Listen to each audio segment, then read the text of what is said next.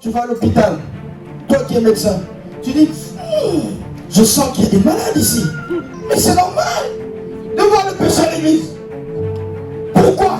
Parce que l'église n'est pas le centre des parfaits, mais l'église est le centre des perfectibles. Dieu va faire de toi un homme qui était en bas et va t'emmener en haut. Le berger a un bateau. Et le bateau du berger a deux fonctions. Lorsqu'il frappe, c'est pour la correction. Mais il a aussi là où est le crochet pour ramener la brebis auprès de lui dans le troupeau. Pour cette année 2020, Dieu va ramener des brebis à la paix éternelle. Ne sont pas une des gens qui étaient partis pour rentrer ici encore. Parce qu'ils sont brebis de sa troupeau. Oh, oh, oh, oh, oh. Je te dis que notre troupeau ne va pas diminuer. Mais notre troupeau va se multiplier. Je te dis que nous allons continuer de monter.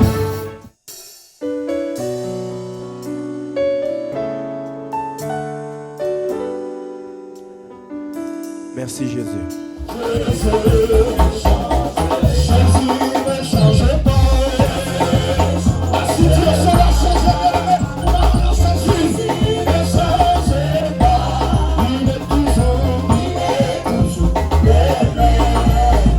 Jésus ne change pas. Commence à pousser un grand cri de joie en Dieu.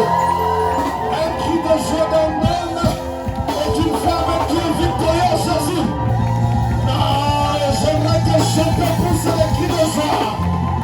Il n'y a pas de pour célébrer la personne de Jésus. Il faut que les hommes bien-aimés et les situations de ta vie puissent comprendre que tu es venu célébrer Jésus. Alors ce matin, bien-aimé, j'aimerais honorer l'ange de cette maison, notre papa pasteur, bien-aimé, un homme visionnaire qui a accepté la lourde tâche de faire paître des brebis. J'aimerais que nous puissions l'honorer par des acclamations, des cris de joie. Notre berger, notre papa pasteur, sous les acclamations et les cris de joie, bien-aimés. Mais ce que j'aime, quand Dieu l'a appelé, il a respecté cette règle qui dit: il n'est pas bon que l'homme soit seul. Oh, j'aime trop ça. J'aimerais honorer notre maman évangéliste Susanna, bien-aimée. Une femme de feu, une femme d'action, une femme de vision. Lorsque les hommes disent non, elle est dit oui. Et savez-vous, bien-aimé, ce qu'elle déclare, Dieu aussi accomplit. Oh, comment?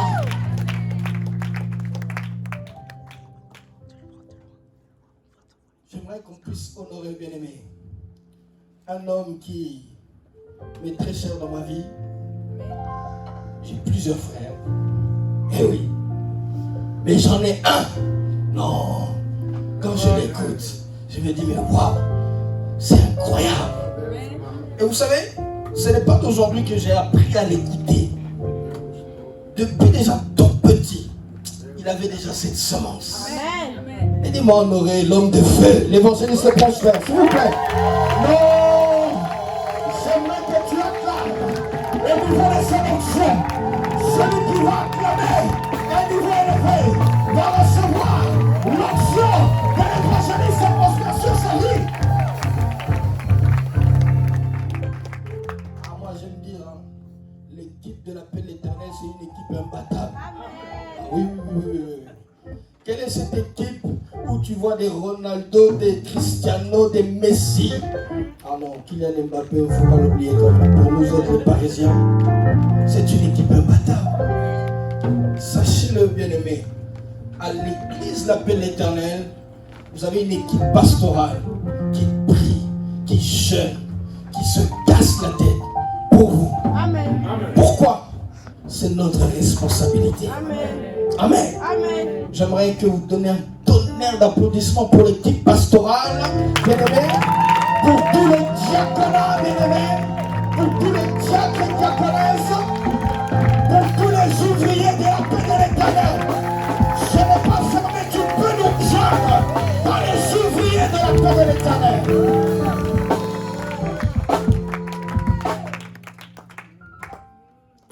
Bien-aimés, restons encore debout un instant. Nous allons rapidement passer dans les Écritures et puis tu prendras place parce que je pense que le Seigneur ce matin aimerait relâcher une parole certaine qui, au-delà des mots, parce que la parole dira que la lettre tue, mais c'est l'esprit qui vivifie. Amen. Nous allons ouvrir, bien-aimés, le livre de Jean, chapitre 10. Pour les bons lecteurs de la Bible, lorsque nous disons que nous allons lire Jean, chapitre 10, ils ont déjà compris de quoi nous allons parler. Alors, je t'annonce le thème de ce matin. Il est intitulé « Le cœur du pasteur Jésus ». Amen. Je répète, le cœur du pasteur Jésus. Amen. Jean chapitre 10, nous allons débuter la lecture au verset 10. J'aimerais te dire, bien-aimé, ce matin, sois réellement disposé à capter ce que l'Éternel a réservé pour toi. Amen. Jean chapitre 10, verset 10. Si tu as trouvé, tu dis Amen. Amen. Comme je n'entends pas des pages qui se tournent, certainement tout le monde a trouvé. Si tu as trouvé, dis Amen. Amen. Alors je vais lire la parole du Seigneur pour nous. Il est écrit, le voleur ne vient que pour voler, égorger et détruire. Moi, je suis venu afin que les brebis aient la vie et qu'elle ait en abondance. Amen. Je suis le bon berger. Le bon berger donne sa vie pour ses brebis. Verset 12. Le simple salarié, quant à lui, n'est pas le berger. Et les brebis ne lui appartiennent pas. Lorsqu'il voit venir le loup, il abandonne les brebis et prend la fuite. Alors le loup s'empare et les disperse. Dans ma version, il est écrit le salarié. Je pense que dans votre version, il est écrit le mercenaire, n'est-ce pas? Verset 13. Le simple salarié s'enfuit, car il travaille pour de l'argent et ne se soucie pas des brebis. Verset 14. Moi, je suis le bon berger. Je connais mes brebis et elles me connaissent. Verset 15. Tout comme le Père me connaît, et comme je connais le Père, je donne ma vie pour les brebis. J'ai encore d'autres brebis qui ne sont pas dans cet enclos. Celles-là aussi, il faut que je les emmène. Elles écouteront ma voix et il y aura un seul troupeau et un seul berger. Seigneur, ce matin, nous te disons merci. Père, en ce jour ô combien particulier, parce que lors de la création du monde, la Bible nous dit qu'au 7e jour, tu te reposas de tes bonnes œuvres. Et nous voici, Seigneur, dans ce 7e jour, où toi tu es dans le repos. J'aimerais déclarer ce matin que le repos de Dieu sera ton partage. Amen. Père, que ce matin, que tu ouvres notre esprit. Parle-nous de manière précise. Parle-nous, Seigneur, afin de toucher notre cœur. Parce que la prophétie de Malachie dira que tu es venu, toi, Jésus, pour rapprocher les cœurs des fils vers les cœurs du Père. Amen. Et c'est en cela que, Seigneur, ce matin, tu veux t'appliquer, de nous aider à nous rapprocher vers le cœur du Père. Merci pour ta parole. Merci pour la disposition de cœur et des esprits ici même dans ces lieux. En ton nom, Père, nous avons ainsi prié. Amen. Amen. Amen. Nous pouvons prendre place, bien-aimés. J'inviterai les bien-aimés au piano de venir prendre place. Alors j'aimerais, avant de rentrer dans les Écritures, remercier notre papa pasteur, le berger des églises d'Appel l'Éternel. Il faut parler au pluriel, parce qu'aujourd'hui nous comptons déjà 2 assemblées, une ici à Sevran, la maison mère, et une extension à Luanda, capitale de l'Angola, à 8000 km. Et laisse-moi te dire que c'est une grande responsabilité que d'avoir, bien aimé, des hommes et des femmes pour lesquels Dieu t'a donné la charge de les emmener dans leur destinée. Amen. Amen. Et en cela, j'aimerais remercier notre papa pasteur pour la responsabilité qu'il me donne ce matin de m'adresser au peuple que nous sommes, parce que cette parole n'est pas seulement pour vous, mais elle est aussi la mienne. Amen. Amen. Amen. Alors ce que je serai appelé à nous dire s'applique aussi à moi. Amen. J'aimerais que tu dises à ton voisin, ce matin c'est pour moi. Bien-aimé, un texte ô combien merveilleux, Jean chapitre 10. Ici, c'est le pasteur Jésus qui parle. Et laissez-moi vous dire que ce matin, durant ce premier culte, j'aimerais parler de deux ministères importants. Le ministère pastoral et le ministère évangélique. Pourquoi? Le Seigneur m'a ramené dans cette pensée en disant que c'est vrai que dans le Nouveau Testament, nous parlons très peu du ministère pastoral. Il y a des pasteurs, on peut citer comme Timothée était évêque, pasteur. Mais un jour, l'apôtre Paul lui dit, mais toi mon fils Timothée, fais l'œuvre d'un évangéliste. Ce matin, j'aimerais te dire que, bien-aimé, nous présentons beaucoup Jésus comme le Sauveur, comme celui qui est venu récupérer des âmes. Oui. Mais lorsqu'on te dit que Jésus est venu chercher des brebis, c'est-à-dire qu'il était pasteur. Le pasteur est pasteur parce qu'il a des brebis. J'aimerais que tu sois très attentif vers où le Seigneur aimerait nous emmener ce matin. Amen. Dans certaines cultures, certaines langues, lorsque tu traduis le mot pasteur, il sera écrit le mot berger.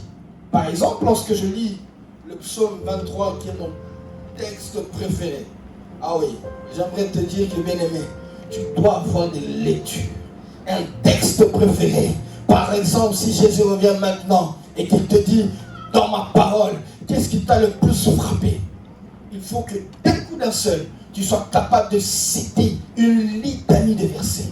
Bien-aimé, je peux te citer le chapitre 23 du livre de Psaume, tellement que, bien-aimé, je trouve qu'il y a la quintessence, bien-aimé, de Jésus-Christ dans ce psaume.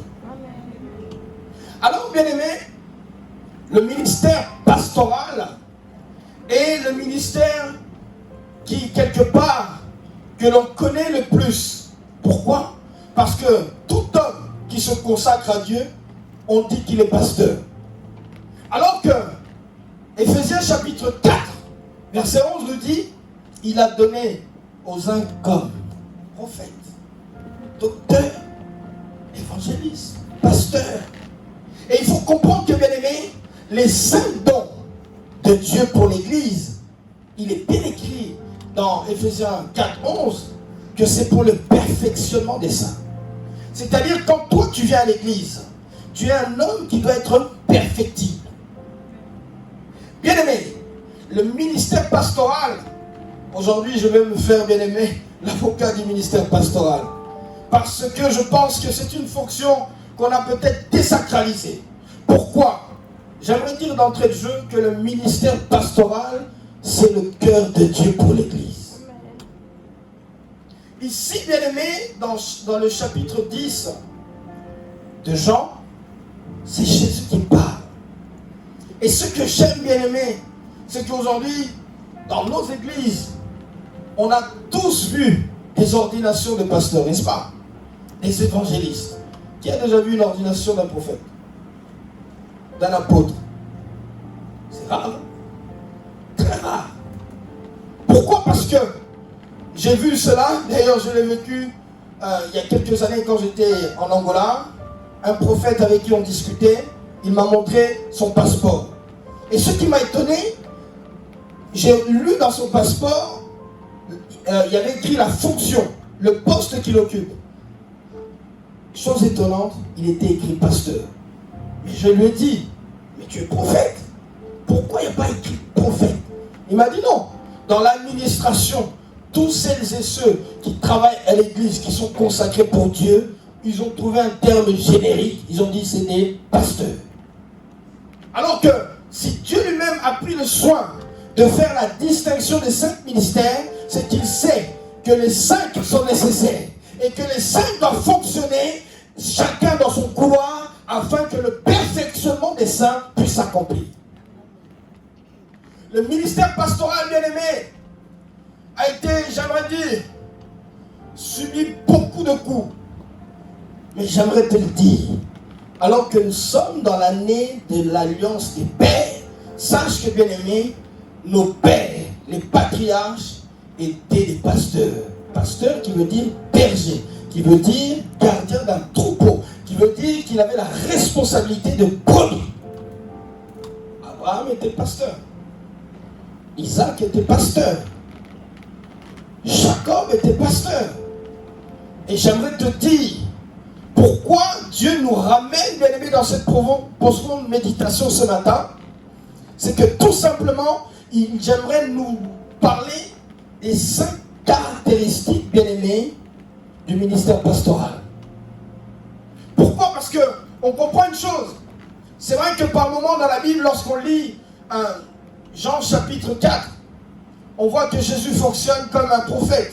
Parce que la femme samaritaine vient lui dire, mais serait-ce que toi qui m'as dit ces choses, tu es prophète? Mais Jésus était pasteur, gardien d'un troupeau. Et bien aimé, j'aimerais te dire qu'aujourd'hui, même si tu n'as pas l'appel pastoral, mais tu dois fonctionner comme un pasteur. Je m'explique. Dans ta maison, tu dois être un pasteur. C'est-à-dire que, papa, maman, tu dois prendre soin de tes enfants. Comme tes brebis. Grand frère, prends soin de tes petits frères et petites sœurs comme un berger. Pourquoi? Parce que Jean chapitre 10, verset 10, remettez-moi s'il vous plaît, nous dit bien que le voleur, le loup, lui, il vient que pour tuer, voler, égorger.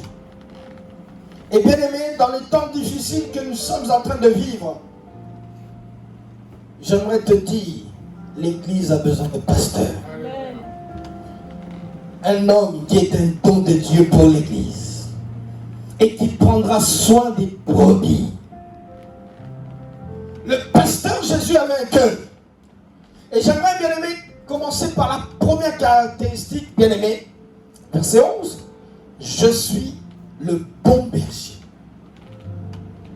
Un pasteur, sa qualité première, la première caractéristique, il doit avoir un bon cœur. Il est impossible de prendre soin des autres si nous n'avons pas un bon cœur. Et tu verras.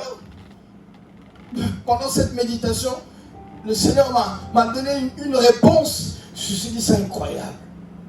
Pourquoi ce sont les femmes qui portent les enfants et nous les hommes? Parce que le cœur d'une femme n'est pas le cœur d'un homme. Une femme, lorsqu'elle porte un fruit dans ses entrailles, sachez-le, personne ne pourra toucher à lui. Amen. Moi, je l'ai vu. Un jeune homme de 18 ans, il était dans le centre commercial. Et à un moment, il y a un groupe de personnes qui se sont approchées de lui. Et ils ont commencé à vouloir le chahuter. Mais ils ne savaient pas que ce jeune homme était venu dans le centre commercial avec sa mère. Et au moment qu'ils sont venus pour essayer de faire comme la bagarre, la mère est venue. Ils étaient 5. Elle n'a même pas regardé. Ils sont plus grands que moi. Ils sont plus forts que moi. Elle a dit, c'est mon fils. Alors j'aimerais te dire, la première caractéristique d'un berger, c'est qu'il doit avoir un bon cœur. Et j'aimerais te dire, pour être un bon pasteur, il faut avoir un bon cœur. C'est une qualité sine qua non. Pourquoi? Parce que le berger ne regardera pas sa qualité, sa condition première, mais il regardera la condition de la brebis d'abord. Tu n'as pas idée, le collège pastoral que nous sommes, nous veillons, nous prions pour toi, alors que tu ne le sais même pas, dans le silence, dans le secret. Pourquoi? Parce que Dieu nous a donné ce cœur-là. Attention, un pasteur a un bon cœur, c'est-à-dire il a un cœur pour l'intercession. Intercéder, c'est quoi? C'est prier en faveur d'eux. Et lorsque, bien-aimé, Dieu te donne le cœur de berger, il fait de toi automatiquement un intercesseur.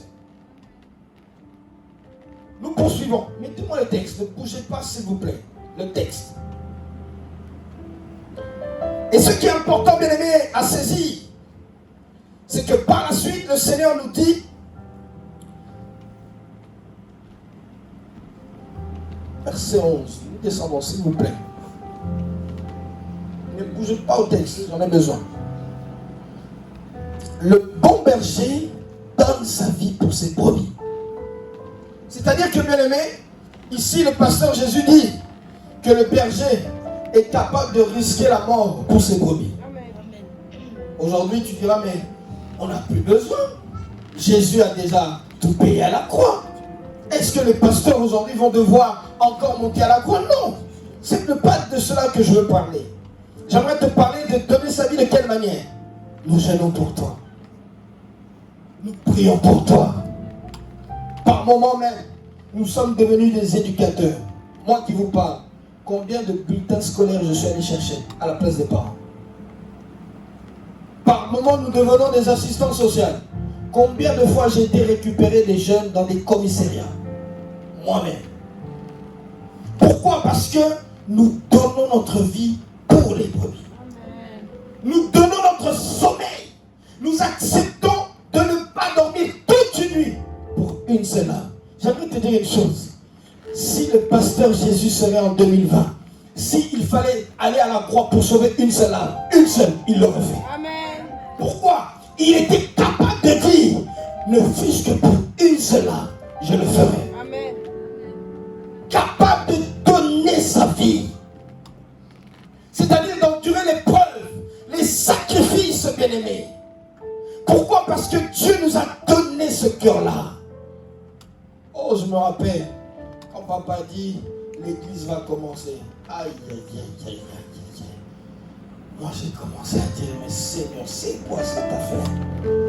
Nous étions bien. Nous étions très bien. Chaque été, on partait en vacances aux États-Unis. Depuis, c'est plus arrivé. Depuis que l'église a commencé, fini les vacances familiales. Fini. Parfois, on reprenne ça. Hein. Ah oui. Pourquoi? Parce que la responsabilité était la gestion des brebis. Voilà quelle était la première motivation. Et le cœur du berger, c'est d'abord les brebis. Amen. Capable de faire des sacrifices. Le texte, mes amis, s'il vous plaît, suivez-moi. Et il est important, bien aimé, de dire, je vais prendre plutôt la version ici. Ce qui est important, bien aimé, de dire, c'est que lorsqu'on dit qu'il est capable de donner sa vie pour les brebis, c'est-à-dire qu'il sent la peine, la douleur des brebis. Avant même qu'un danger t'arrive, Dieu nous le révèle. Et comme intercesseur, nous fléchissons nos genoux et nous prions pour toi. Amen. Tu verras qu'un accident allait t'arriver, mais la main de l'ange de l'appel éternel est venue à stopper cela. Tu te dis, mais non, j'ai loupé la mort. Oui, parce que quelqu'un a intercédé, prie en ta faveur. Nous avons la responsabilité de prier pour vous. Voilà pourquoi je lance encore un appel très important. Juste à l'entrée, tu verras un tableau où tu dois inscrire ton nom, prénom, numéro de téléphone, adresse. Pourquoi? Nous devons connaître tout le monde. Amen. Parce que chaque fois, nous mettons nos genoux à terre avec ces listes, avec ces noms, et nous les présentons à Dieu. Amen. Nous ne le faisons pas parce que nous voulons savoir où tu habites. Non, nous voulons le faire parce que Dieu nous en a donné la responsabilité. Et ce qui est important, bien aimé, c'est que cette année 2020, Dieu veut nous emmener encore plus haut. Quelqu'un peut dire encore plus haut. C'est-à-dire le troupeau que nous sommes. Dieu va nous emmener vers les verts pâturages. Oh, j'aime Psaume chapitre 23 qui dit l'Éternel est mon berger. Je ne mettez-les-moi, mettez-les-moi, mettez-les-moi. Il faut que tu te mettes debout. Parce que ça, c'est bien aimé le cœur du message. Nous allons lire tous ensemble le psaume 23. Bien aimé, faites vite, faites vite. Le psaume 23. L'Éternel est mon berger. S'il vous plaît, la technique, on y va. Parce qu'il y a des bien-aimés ici, ils vont commencer à tâtonner. Ils pourront au moins tricher sur le tableau. Ok? Il faut que, bien-aimé, que tu réalises que la quintessence même du message, c'est de dire que non, le pasteur Jésus savait que toi, tu serais une brebis. Mais ici, ce n'est pas Jésus qui parle, mais c'est David qui parle. Pourquoi? Parce que, étant berger, lui aussi était la brebis d'un berger. Qui? L'Éternel. Je vais ouvrir une parenthèse. Vous ne le savez peut-être pas. Oui, je suis pasteur. Mais je suis la brebis d'un pasteur. J'ai un pasteur. La chance, tu le connais en plus. Je vais te dire, ici c'est le berger David qui parle. Et il dit, l'Éternel est mon berger. Vous allez répéter après moi, l'Éternel est mon berger. L'Éternel est mon berger. Je ne manquerai de rien. Je ne manquerai de rien. Il me prend du repos. Il me prend du repos. Dans les verts pâturages. Il me dirige vers des eaux paisibles. Il me donne de la force. Il me conduit dans les sentiers de la justice. À cause de son nom. Mais quand je marche dans la vallée de l'ombre de la mort, j'aimerais dire à quelqu'un, toi tu vas marcher. Tu ne vas pas t'arrêter dans la vallée de l'ombre de la mort. Qui c'est qui va marcher? Qui c'est qui ne va pas mourir cette année? Qui c'est qui va poursuivre, bien-aimé? J'aimerais dire à quelqu'un, le bon berger Jésus m'envoie te dire que tu marcheras. C'est-à-dire que tu vas traverser. Quelqu'un peut crier, je vais traverser. Je redoute aucun mal. Répète après moi, je ne redoute aucun mal. Car tu es avec moi. Ta conduite, ton appui, voilà mon réconfort. Tu dresses en face de mes adversaires une table. Mais imagine un peu que Dieu va juger tous tes adversaires. Toi tu seras assis dans la table. Voilà ce que le bon berger Jésus aimerait faire pour toi. Et il dit, tu verses de l'huile. Qui croit que l'huile va être versée sur sa vie? Qui croit que l'huile va verser sur sa vie? Cette année, qu'il le veuille ou non, l'huile va localiser ta tête, bien-aimé. Et que cette année, ça ne sera pas simplement l'huile qui va couler, mais ça sera, bien-aimé, l'huile qui va déborder. Comment? Je viens dit déborder. Je viens dit déborder. Comment? Oui. Répète après moi, oui. Oui. Le bonheur. Et la grâce m'accompagneront tous les jours de ma vie. Maintenant, il faut que tu le dises en dansant, bien-aimé. Et j'habiterai dans la maison de l'Éternel jusqu'à qui la joie. Toi, tu vas habiter dans cette demeure. Toi, dans le berger Jésus, va garder, va sécuriser, va protéger. Non, je veux parler à une brebis de Jésus. Je veux parler à une brebis de la paix de l'Éternel. Sache que Dieu va te protéger. Sache que Dieu va protéger tes finances. Sache que Dieu va protéger tes enfants. Sache que Dieu va protéger ton ministère. Sache que Dieu va protéger la paix de l'Éternel. Non, prends place, bien-aimé. Réalise que ici, bien-aimé, c'est un berger qui parle du bon berger. Et il dit, moi aussi je suis la brebis de quelqu'un. Il faut réaliser que, bien-aimé, ce qui est important, c'est qu'ici, le ministère pastoral a besoin de 5 caractéristiques. Nous avons cité déjà 2. Voici le 3e. Il voit venir les loups. Est-ce que vous savez que des loups peuvent s'introduire dans la bergerie? Amen. Oui. Il existe tout type de loups. Surtout En ce moment, il y a un loup, moi, qui m'énerve. C'est la distraction. Amen. Les chrétiens parlent plus d'autre chose, mais que de Jésus. Moi, ça m'affole. Je me dis, où va ce monde? Alors que nous sommes les brebis de Jésus. Parlons du berger. Amen. Amen.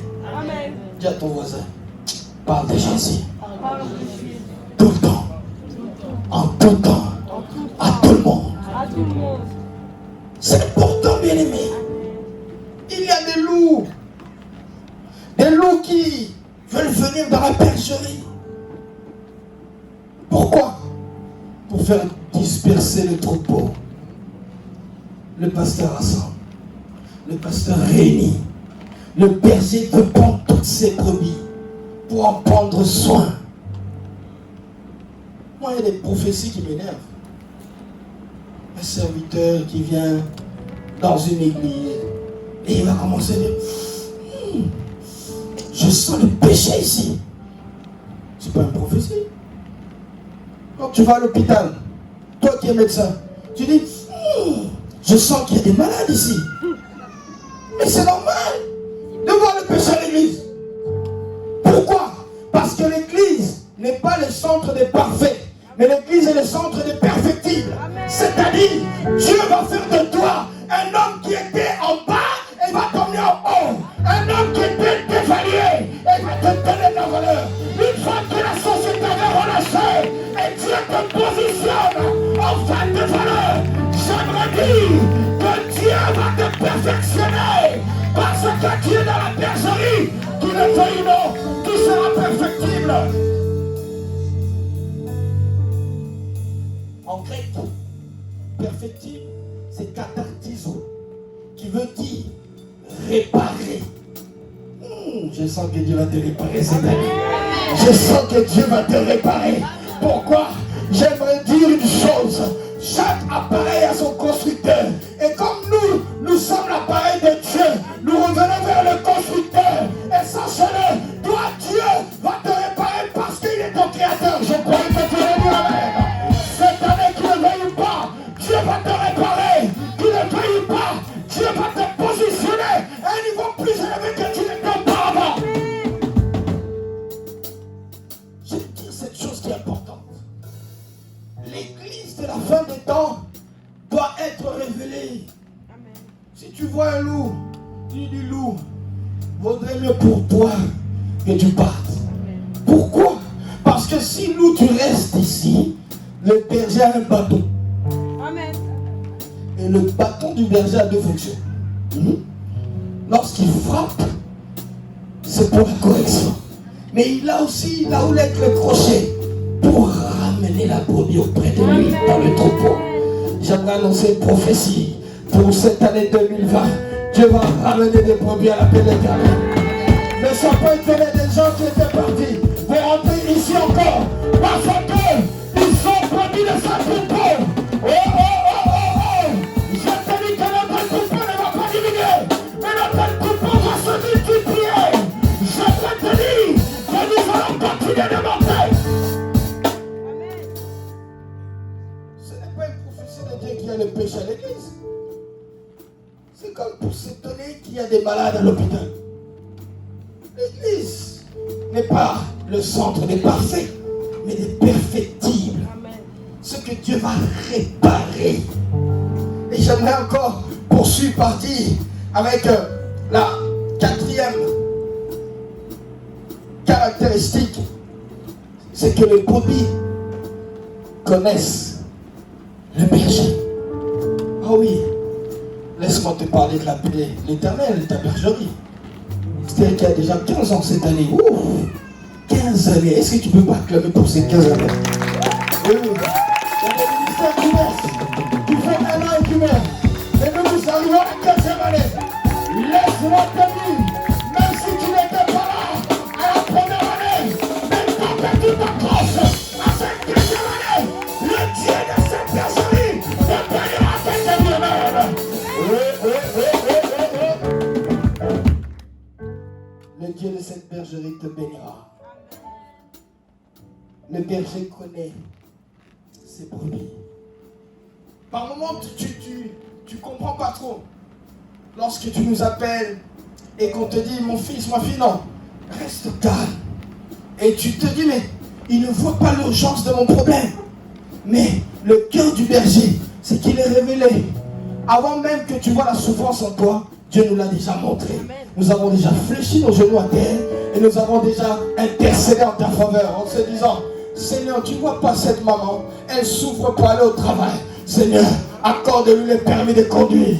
Ils ont dit c'est la grève, mais alors la grève va motiver à tous les frères et sœurs, qu'ils le veuillent ou pas, j'aurai mon permis de conduire. C'est-à-dire, le train, il n'y en a pas, moi j'y vais.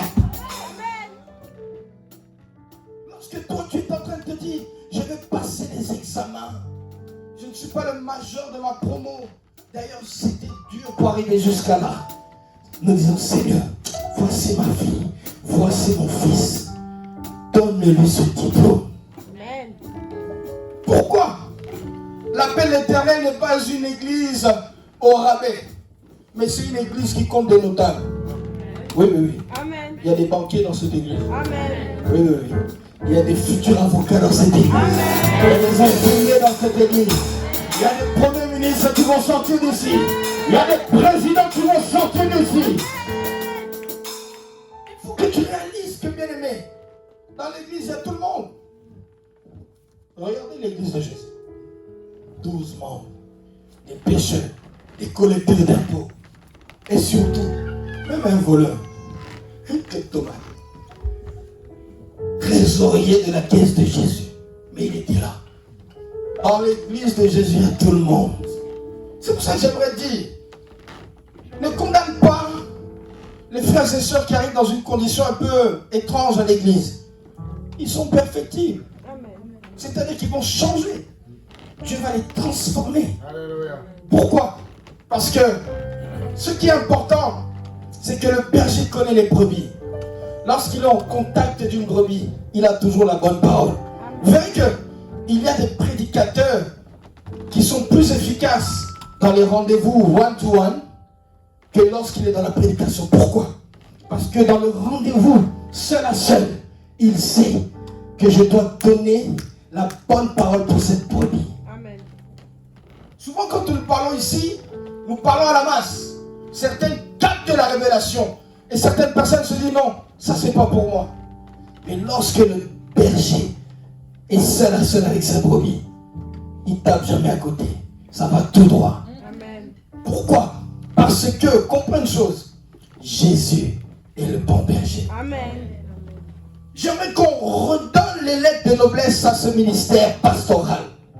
Parce que le pasteur est un don de Dieu pour l'église. Amen. J'aimerais poursuivre par dire que, bien aimé, ce qu'il est important lorsqu'on dit qu'il connaît les brebis, c'est-à-dire qu'il sait comment il va emmener la brebis à destination. J'aimerais encourager quelqu'un ce matin. Fais les deux cultes. Je sens que ce que Dieu s'apprête à faire aujourd'hui va déterminer toute ta destinée. Amen. Peut-être que tu avais d'autres programmes de dire non, je vais aller me reposer, la semaine a été difficile. Fais les deux cultes, bien aimé. Ce n'est pas du temps perdu. Mais le temps que tu as investi dans cette bergerie, c'est le temps que Dieu va te repositionner. Amen. Cinquième caractéristique, le berger a une voix reconnaissable par les brebis. J'aimerais te dire, parmi vous, vous ne pourrez que prier et être épanoui qu'à l'appel de l'Éternel. Tu peux sillonner 1000 églises, entendre les plus grands prophètes, les plus grands prédicateurs, orateurs, prophètes, évangélistes, apôtres. Mais sache que tes bergers à toi, ils sont à l'appel de l'Éternel. Et tu verras, beaucoup d'entre vous, l'appel de l'Éternel n'est pas leur première église. Mais depuis que tu es arrivé ici, tu sens que ta vie a pris une autre allure. J'annonce pour toi, quand toi tu as reconnu les bergers que nous sommes, tu vas prendre une trajectoire que ta famille ne va pas comprendre, que tes amis ne vont pas comprendre, que tes collègues ne vont pas comprendre, que la société n'a pas compris, mais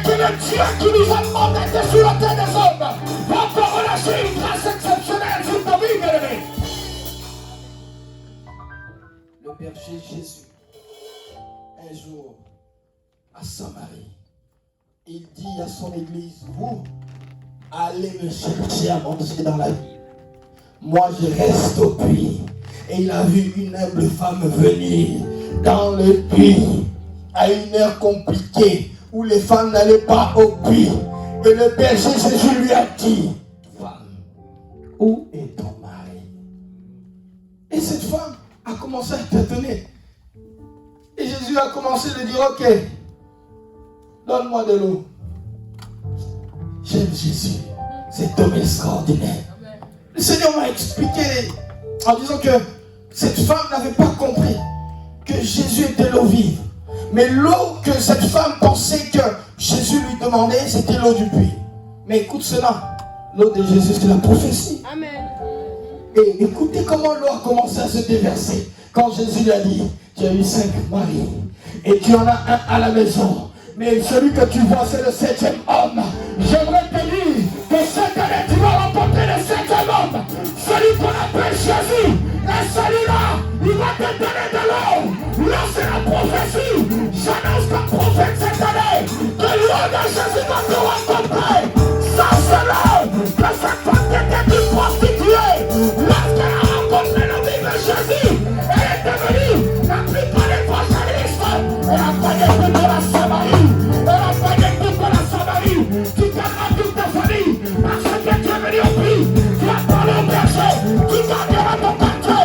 Tu gagneras l'île de France. Tu gagneras, bien-aimé, ton entreprise. Reste debout, bien-aimé.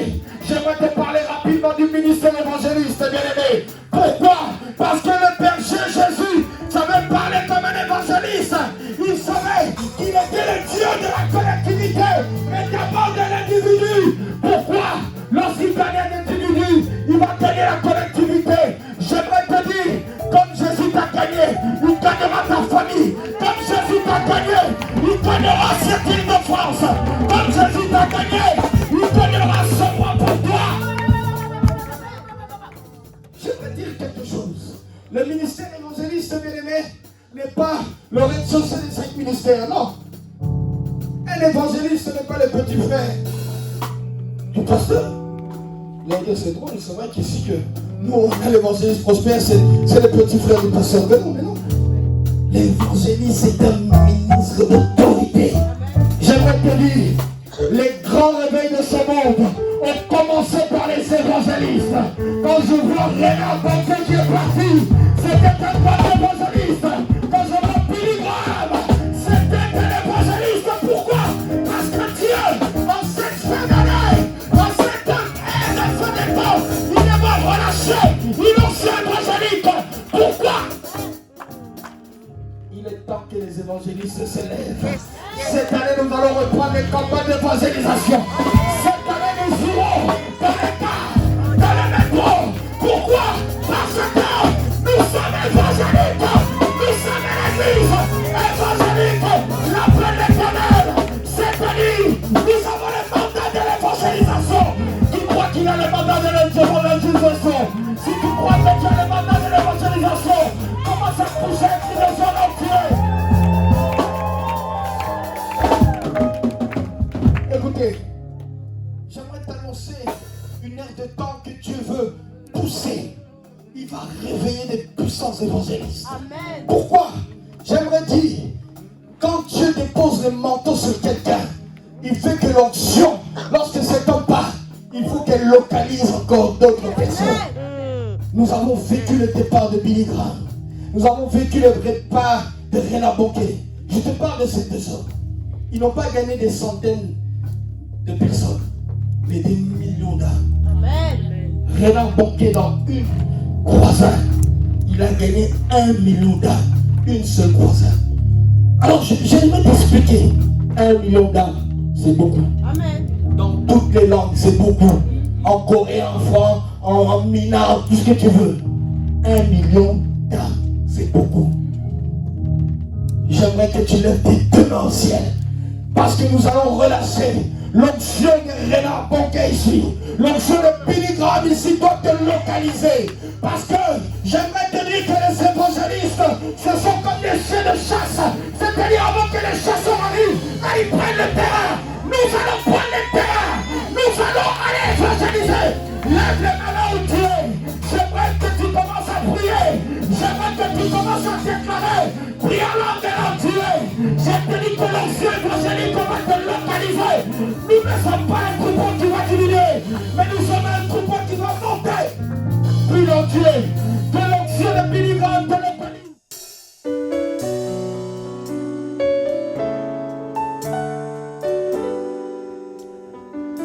Merci Jésus.